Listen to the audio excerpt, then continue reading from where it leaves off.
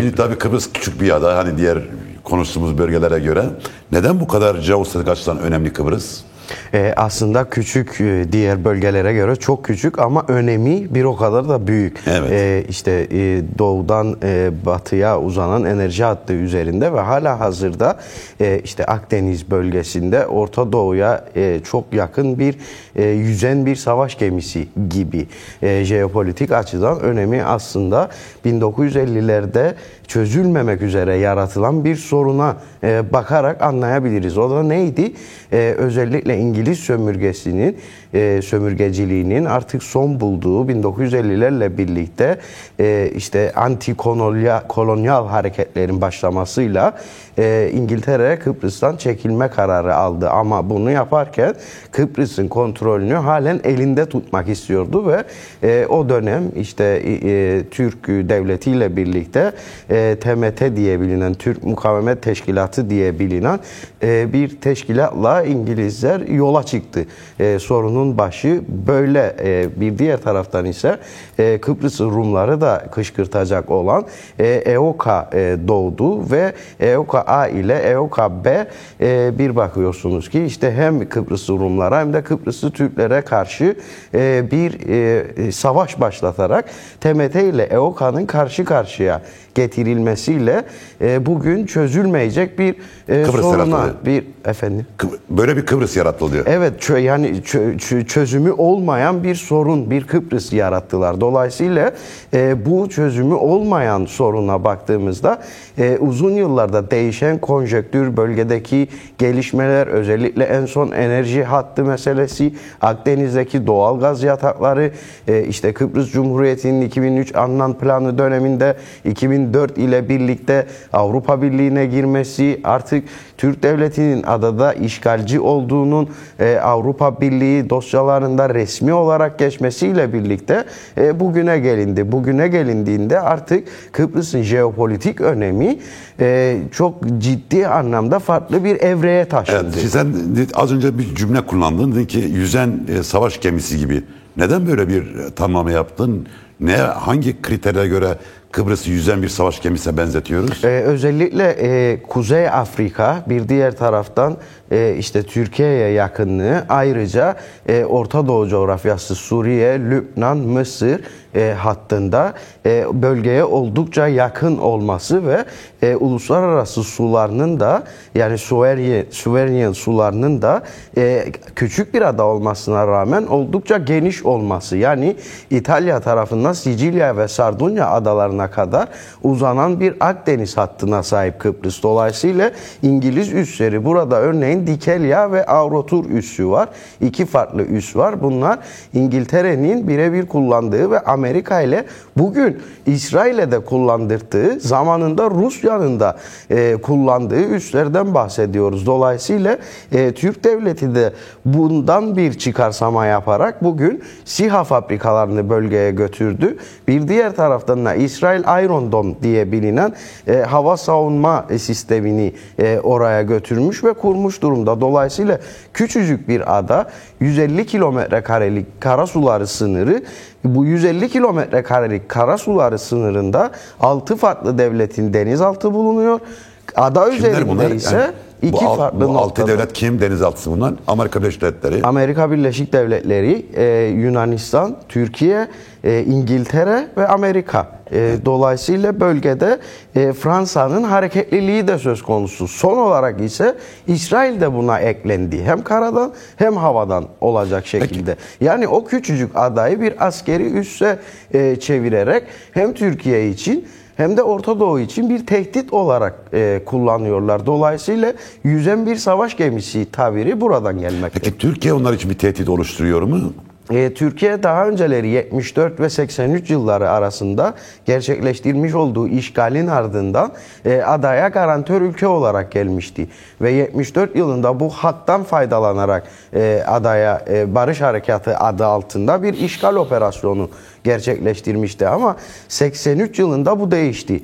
Yani 1983'te Kıbrıs'ın kuzeyindeki meşru olmayan, hatta Türkiye tarafından dahi tanınmayan Kuzey Kıbrıs Türk Cumhuriyeti adı altında bir devlet inşa edildi. Dolayısıyla 1983'ten itibaren artık Türk devleti bölgede işgalci pozisyonunda oldu.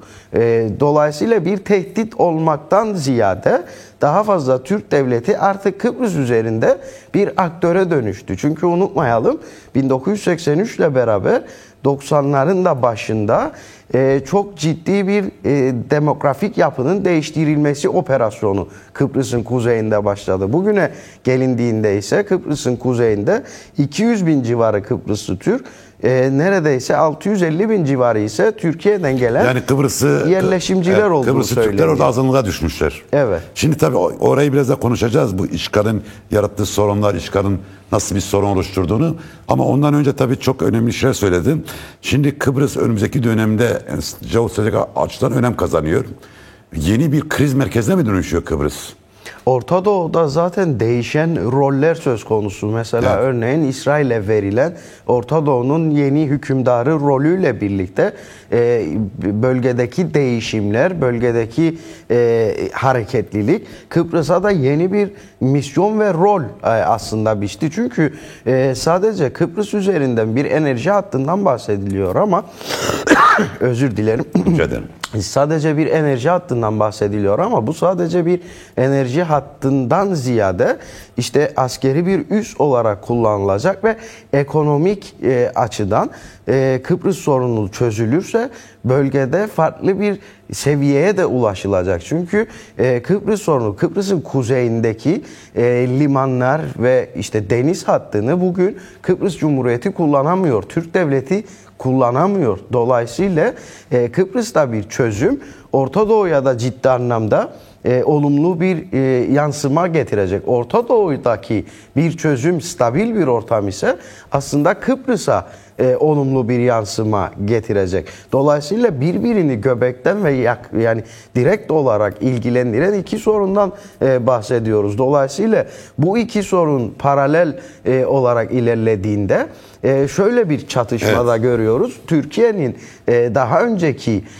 aktif rolü Doğu Akdeniz ve Akdeniz'de bugün tamamıyla elinden alınıp İsrail'e verilmiştir. Dolayısıyla gelişmeler de bu yönde Kıbrıs'ta ilerlemektedir. Yani Kıbrıs artık bir sorun olmaktan çıkıp bir aktör olma çabası içerisindedir. Dolayısıyla çetrefilli bir süreç adayı bekliyor. Peki Yunanistan bırakıp pozisyon nedir? Yani tamam, İsrail anladık. İsrail hem İsrail'in güvenliği açısından Kıbrıs'ı önemli bir askeri alan olarak görüyor, hem enerji koridoru açısından hem doğal gaz meselesinden dolayı. Peki Yunanistan ne yapıyor burada? Yunanistan'ın pozisyonu nedir? Yunanistan halen işte 63 ve 83'te varılan anlaşmalara göre halen adada garantör devletlerden biri İngiltere ve Türkiye ile birlikte. Yunanistan'ın Amerika ve İsrail'e yakınlığı ise tarihte biliniyor. Bunun yanı sıra Kıbrıs Cumhuriyeti diye bilinen adanın tamamına hükmeden yapı, Avrupa Birliği'nde olan Kıbrıs Cumhuriyeti yine Yunanistan ile birlikte uluslararası politikada Yunanistan ile birlikte hareket ettiği de ortadadır. Dolayısıyla bir diğer taraftan ise adadaki doğal gaz rezervlerinin daha önceleri Yunanistan ve Kıbrıs Cumhuriyeti arasında yapılan sözleşme ve anlaşmalara dayanarak baktığınızda Yunanistan'ın burada söz hakkı, hak talep etme hakkı var aslında. Dolayısıyla İsrail ile birlikte yürütmüş olduğu politikaları da İngiltere'nin desteklediğini görüyoruz Yunanistan'ın ada üzerinde. Çünkü 90'lara dayanan, 90'ların sonunda 2000'lerin başında ortaya çıkan Kıbrıs'taki gaz rezervleriyle ilgili Yunanistan ve Kıbrıs Cumhuriyeti'nin Avrupa Birliği yasal normları çerçevesinde yapmış olduğu anlaşmalar söz konusu. Türkiye bundan çok rahatsız Türkiye. Bu yüzden hatırlarsanız Erdoğan sürekli Navtex ilan edip sürekli bir balıkçı teknesiyle balıkçı teknesinden bozma bir petrol arama gemisiyle orada petrol aradığını iddia ediyordu. Bakın son bir yıl içerisinde böyle bir şey gerçekleşti mi? Hayır. Peki neden gerçekleştiremiyor Türkiye? Çünkü yasal olarak bu mümkün değil. Bu sadece bir gözdağı verme çabasıydı Türk devletinin. Yani adada söz hakkı sahibi olmak için Türk devleti bugün tüm yolları deniyor. Söz hakkı sahibi olmadığı için bölgedeki demografik yapıyı değiştiriyor, kültürel yapıyı değiştiriyor. Şimdi bu anlamda Türk devletinin bu işgali nasıl ciddi bir sorun oluşturuyor?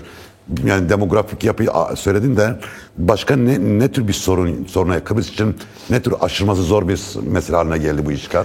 Bunu 3 farklı başlıkta açmadan hızlıca değerlendirmeye çalışacağım. Öyle özellikle ekonomik, askeri ve jeopolitik bunların başlıkları. Ekonomik olarak baktığımızda Kıbrıslı toplumlar 74 yılından bu yana stabil bir ekonomiye sahip ve bunu geliştiremiyor. Bunu ilerletemiyor. Ortak dünya pazarında ortak olarak hareket edemiyor. Neden? Çünkü Kıbrıs'ın kuzeyindeki işgal topraklarında örneğin Lefkoşa Havalimanı, uluslararası genel geçerliliği olan tüm hava şirketlerinin kullanabileceği havalimanı kapalı. Ve şu anda işgal altında. 51 yıldır kapalı. 51 yıldır kapalı ve tamamıyla bir hayalet kente dönüşmüş durumda. Bir diğer taraftan Girne ve Magosa limanları. Bu her iki limanda batıdan doğuya, doğudan batıya giden yük gemileri için çok önemli, çok stratejik iki nokta. Yani bir yük gemisi Lübnan'dan, Mısır'dan veyahut işte Filistin kıyılarından ya da Kuzey Afrika'dan yola çıktığı zaman Mausa limanına ulaşması çok daha kısa bir süre alırken Limassol limanına gitmek zorunda ve bununla ilişkili olarak gümrük ve vergiler de değişmekte. Dolayısıyla batıdan doğuya, doğudan batıya uzanan ticaret hattına ilişkin Kıbrıs çok büyük bir ekonomik sorunu da teşkil ediyor. Hem bölgenin gelişememesi hem de halkların yani Kıbrıslıların bu konuda ileriye dönük adım atamamasına bir zemin oluşturuyor. Evet. Gelişmiyor. Son olarak üçüncü başlık ise jeopolitik durum ki buna kısaca değindik. Örneğin işte yüzen bir savaş gemisi olması Kıbrıs'ın halen batılı güçlerin, batılı devletlerin ve hegemon güçlerin halen gözünü üzerinde tutması anlamına geliyor. Yani jeopolitik açıdan önemi şu, bir şantaj aletine dönüştü Kıbrıs. Hem Yunanistan için yani daha önceleri garantör oldukları bir küçük bir ada şu anda onlara karşı şantaj olarak kullanılıyor. Kim tarafından? İngiltere ve İsrail tarafından. Dolayısıyla bu üç başlıkta değerlendirmek doğru. Peki tabii şimdi bölgede bir altı soruş var. Yani bu altı soruşun ta Arap Baharı'na kadar götürebiliriz ama son tarihsel moment 7 Ekim 2023'te Hamas'ın İsrail'e saldırması ve İsrail'in Gazze'ye yönelik savaş başlatması, daha sonra Lübnan Savaşı, Yemen, en son İran'ı da gördük. İran-İsrail Savaşı'nı gördük 12 gün. Hala bazı gözlemcilere göre tekrardan başlayabilir deniliyor. Suriye'de de zaten istikrar oluşmuş değil ama bölge yeniden bir alt üst oluş yaşıyor ve yeniden bir şekilde taşlar yerine oturacak. Yani ilerleme sürmeyecek bu çatışma. Bu bölgenin yeniden yapılanmasında Kıbrıs sorunu nasıl çözülebilir peki? Ne bekliyorsunuz? Yani bugünden yarına Kıbrıs ne bekliyor gerçekten? Aslında Kıbrıs sorununun çözülmeyecek bir sorun olarak üretildiğinden bahsettik ama Kıbrıs sorunu 1950'lerden önce çözülmüştü. Çözülmemek için üretilmiş suni bir sorundan bahsediyoruz. O da neydi? İşte Federe Devleti diye bilinen Kıbrıs'ta bugün Rojava modeli olan, yani İngilizce olarak bir tabir kullanmak zorundayım çünkü ismi o bikominal. Yani iki komünlü, iki toplumlu, iki federal ve iki otonom bölgeden oluşan. İki otonom bölgeden oluşan tek temsiliyetli bir çözümden bahsediyoruz. Bu böylesi bir çözüm. Ama 1950'ye kadar yani daha... Bu 1950'ye kadar böyleydi. Kıbrıs Cumhuriyeti adı altında 53 olaylarına kadar böyle gelmişti. Hatta 60 60 ve 63'te artık İngiliz devleti adadan çekilirken durum halen buydu. Yani bugün Rojava'daki gibi ilk 10 maddesine baktığınızda Rojava Anayasası'nın işte ilk aklımıza gelenler ana dilde eğitim, kendini temsil etme, kendi kendini yönetme hakkı, yerel belediyeciliklerde eş başkanlık ama yanlış anlaşılmasın kadın erkek değil, her iki toplumunda temsiliyeti. Yani bir Rum bir Türk. Bir Rum bir Türk olacak şekilde. Böylesi bir çözüme zaten gidilmişti Kıbrıs'ta. Bugün Kıbrıslılar için doğru olan yol ve yöntem bu iken bugün artık Kıbrıs Cumhuriyeti vatandaşları, Kıbrıslı Rumlar şunu öne sürüyor. Yani Kıbrıs'ın kuzeyindeki demografik yapının değişmesiyle birlikte Kıbrıslı Türklerin artık azınlığa düşmüş olması, bu bir komünal, yani iki komünlü, iki toplumlu çözümü de boşa çıkaran bir durum haline getirdi. Tabii kuzeydeki bu demografik yapının değiştirilmesi, yani Türkiye'den getirilenlerle oradaki Türklerin azınlığa düşürmüş olması geri döndürülebilir bir süreç midir yani bu yani bunları yerleşimci olarak değerlendiriyoruz. Şöyle bir sorun ortaya çıktı. Bu yerleşimcilere maalesef Kıbrıslı Rumların toprakları, arazileri, evleri verildi. Aynen işte İsrail-Filistin meselesinde olduğu gibi veya Afrin'de olduğu gibi siz yine daha iyi bileceksiniz. İşte Güneydoğu Anadolu Kürdistan coğrafyasında köylerin yakılıp yıkılıp Türk sermayedarlara o tarlaların verilmesi gibi, insanların göç edilmesinin ardından. Şimdi böylesi bir sorun nasıl ortaya çıktı ve çözümü neydi? Örneğin Almanya Merkel döneminde Annan Planı'nın hemen sonrasında Merkel'in bir önerisi olmuştu. Almanya tüm zararı, yani savaş zayiatı olarak söylüyoruz biz bunu, yerleşimcilere verilen Kıbrıs Rumların mallarının tamamını maddi karşılığını ödeyeceğini söylemişti. Bu yerleşimcilerin Türkiye'ye tekrar geri dönmesini önermişti. Bunun karşılığında İngiliz üslerinin boşaltılıp Almanya'ya verilmesini önermişti. Çılgınca duyuluyor ama bu öneriyi yapmıştı. Ama çılgınca gelmiş. Çünkü biliyorsun Almanya Yunanistan krizinden neredeyse Yunanistan yarısı satın aldı yani. Evet. Ve Almanya dünyanın 3. büyük ekonomisi. Amerika ve Çin'den sonra Almanya tabii aynı zamanda ekonomik yayılmacı bir devlet. Yani güçlü bir devlet, onu söylemek istiyorum. Bence çok çılgınca değil. Yine Almanya şöyle Merkel'in şöyle bir siyaseti vardı. Merkel diğer konservatif Alman politikacının aksine görüldüğü kadar konservatif değildi. Mesela 1 milyon mülteci bir günde kapıları açtı, Almanya aldı. Yani o tür çılgınca projeleri vardı, Evet. Böylesine çılgınca bir projesi de olmuştu Merkel'in. Tutmadı, olmadı. Çünkü karşısında İngiltere vardı. Bugün bu sorunu nasıl aşabiliriz? İşte ada tamamıyla Avrupa Birliği toprağı olarak görülüyor. Kıbrıslı Türklerden ise örneğin aileden gelen, yani soy ağacı eğer Kıbrıs kökenli ise o da Avrupa Birliği vatandaşı olarak sayılıyor. Yani Kuzey Kıbrıs'ta Türk işgal altında yaşayan bir Kıbrıslı bir Türk Kıbrıs Cumhuriyeti'nin vatandaşı olabiliyor değil mi? Yani evet. Pasaportunu alabiliyor ve doğal vatandaşı. Doğal vatandaşı. Yani doğal vatandaşı olarak kabul ediliyor. Şimdi bu konjektürde, bu çerçevede baktığımızda Kıbrıs Cumhuriyeti vatandaşlarının tapulu malları eğer Kıbrıs Cumhuriyeti vatandaşlarına bırakılırsa ve Türk devleti aynen Rusya'nın dönemde işte Sovyetler Birliği'nin yıkıldığı süreçlerde çekildiği birçok devletin doğuşuna tanık olmuştuk o çekilme sürecinde. İşte Türk devleti adadan çekilirse, bakın Yunanistan demiyor çünkü Yunanistan'ın bir malı yok, bir varlığı yok. Sadece bir askeri gücü yok. Dolayısıyla Türk devleti adadan Rusya'nın yaptığı gibi döneminde göre çekilirse en azından Kıbrıs'ta bir çözüm yolu açılacak. Çözüm sağlanacak demek mümkün değil ama çözümün yolu açılacak. Dolayısıyla Kıbrıslılar da artık iki toplumlu, tek temsiliyetli, demokratik bir konfederal yapının daha gerçekçi olduğunu söylüyorlar ve bunun için de çok ciddi bir mücadele var. Bir şey daha sorayım. Bu yerleşimciler ne tür pasaport yani taşıyorlar? Oturumları nedir bunların? Yanlışsa lütfen siz düzeltin. 93 yılıydı yanılmıyorsam. Tansu Çiller ve Demirel dönemiydi. Bu dönemde yurttaşlık yasası diye bir yasa çıkarıldı ve 83 ile 93 arasında halen Kıbrıs'a seyahat etmek için Türkiye vatandaşları pasaport ve vize ile Kıbrıs'a giriş yapabiliyorlardı. Kıbrıs'ın kuzeyi işgal toprağı olmasına rağmen bu İngiliz döneminden kalan bir yasal düzenleme olduğu için bu böyle devam ediyordu. 93'te ne oldu?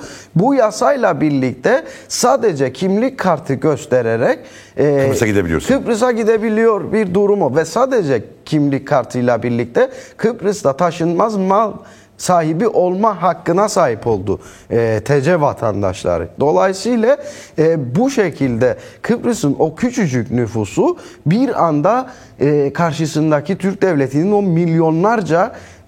milyonlara ulaşan nüfusuyla karşı karşıya kaldı.